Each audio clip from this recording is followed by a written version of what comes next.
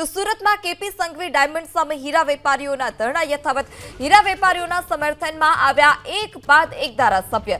કુમાર કાનાણી અને કાંતિ બલ્લર મંગળવારે ધરણામાં જોડાયા હતા। આજે કતારગામના ધારાસભ્ય વિનુ મોરડિયા પણ આ ધરણા પ્રદર્શનમાં જોડાયા છે। આ સાથે જ જે હીરા ઉદ્યોગકારો છે તે પણ તમામ જે ધરણા છે તેમાં જોડાઈ રહ્યા છે। કેપી સંઘવી ડાયમંડ સામે ધરણા, જેમાં એક બાદ એક ધારાસભ્યો જોડાઈ રહ્યા છે।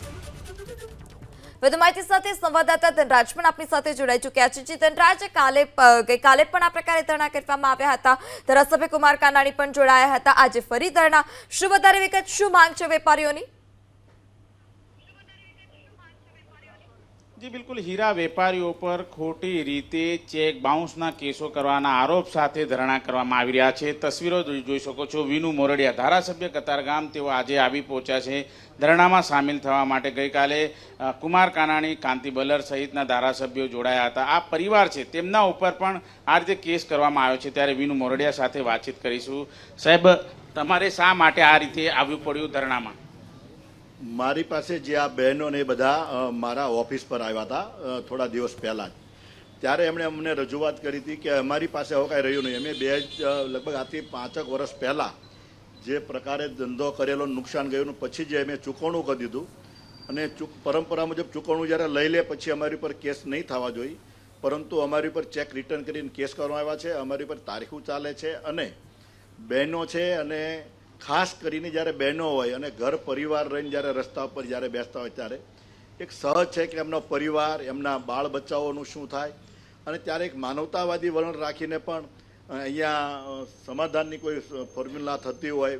કારણ કે એક વાર તો થયું છે, ને એમને મને જાણ મુજબ જે કાલના મેં ઇન્ટરવ્યૂ જોયા હતા કે અમને ચૂકવણું નથી મળ્યું, આવું કાંઈ એવું મારું માનવું। પરંતુ જે પ્રકારે ડાયમંડ એસોસિએશનના પ્રમુખ કહે છે, ડાયમંડ એસોસિએશન એટલે એક આખી વર્ષોથી ચાલી આવતી સંસ્થા, બહુ જૂની સંસ્થા છે।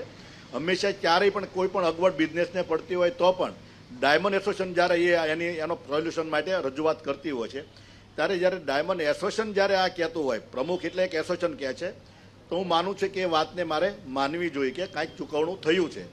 અને પછી આ ચેક રિટર્ન થયા છે, એટલે કાલ સવારે એવું બની કે બહેનોને પણ જો જેલમાં જવાનો થાય તો એ મને યોગ્ય નથી લાગતું આવા સુરત જેવા સિટીની અંદર। કીર્તિભાઈને આપના મારફત મીડિયા દ્વારા હું વિનંતી કરું છું કે આમાં કંઈક કૂણું વલણ રાખીને, એક માનવતાવાદી વલણ રાખીને આમાં એક રસ્તો લાવે અને કેસ પાછા ખેંચે। જરૂર જણાય તો જો અમને કહેતો અમે પણ વાટાઘાટ કરવા માટે, આ અમારો આમ વિષય નથી બિઝનેસમાં, પરંતુ જ્યારે આવી ઘટના બને છે, જ્યારે બહેનો જ્યારે રસ્તા પર ઉપવાસ ઉપર બેઠા હોય, એમના પરિવારનું શું થાય, ત્યારે એક ઉમદા વલણ રાખીને આનો રસ્તો આવે એ માટે હું અહીંયા આવ્યો છું। દિનેશભાઈ, કીર્તિભાઈ તો કહી રહ્યા છે કે પૈસા મળ્યા જ નથી। એ એમનો વિચાર હશે, પરંતુ જ્યારે ડાયમંડ એસોસિએશનની મધ્યસ્થીમાં સમાધાન થયું હોય, ત્યાં હાજરીમાં દલાલ જે કાંઈ ચૂકવણા પેટે માલ આવતો એ લઈ ગયા હોય, એમની સાઇન હોય, દલાલ પણ નોટરી કરે છે કોર્ટની અંદર એફિડેવિટ કરીને કે આ હું ચૂકવણું લઈ ગયો છે અને મેં ત્યાં આપ્યું છે, પ્રૂફ છે દરેક બાર પરિવારે આગળ કે કોણ ચૂકવણું, એનો દલાલ કોણ લઈ ગયો છે, એમની સાઇન સાથે છે કાગળ। તો આ બધી જ બાબત એક સત્ય હકીકત છે। તો આ સત્ય હકીકતને ધ્યાનમાં રાખીને અને કેપી સંઘવી આ રોડની બહુ જૂની કંપની છે, અને લાખો લોકો એમને ત્યાંથી રફો લઈ અને આજે મોટા કારખાનાઓ પણ એમના માધ્યમથી લોકો કમાણા છે। ઘણી કંપનીઓ તો એવી છે કેપી કાકાને આજે ફોટો રાખીને અને પૂજે પણ છે। આવી કંપનીના દાતામાં જે દાનવીર હતા મોટા, એમની કંપનીની અંદર જો આવું માનવતાવાદી જો અપનાવે નહીં, વલણ ન અપનાવે, તો આ જે દુઃખી પરિવારો છે એને ન્યાય નહીં મળે। પણ અમારી એક આપના માધ્યમથી વિનંતી છે, માનવતાવાદી વલણ અપનાવીને જે કાંઈ થયું છે એને એક સારી બાબતની અંદર કન્વર્ટ કરીને કેસો પાછા ખેંચીને આ લોકો પર આવેલી મુશ્કેલીઓ દૂર કરવી જોઈએ। બહેનો વિરુદ્ધ પણ પોલીસ કેસ કરવામાં આવ્યા છે, પ્રમાણેની વાત છે, ત્યારે બહેનો સાથે પણ વાતચીત કરીશું। બેન, જેલમાં જવા માટે તૈયારી છે ખરી?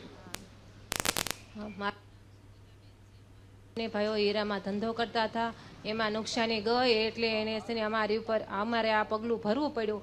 એટલે અમે એને બધું આપી દેતા, ચૂકવણું આપી દીધા, છતાં અમારી બંને ભાઈઓ માથે કેસ કર્યા અને છે ને અત્યારે અમારા છોકરાને ભણતા ઉઠાડવા પડ્યા છે.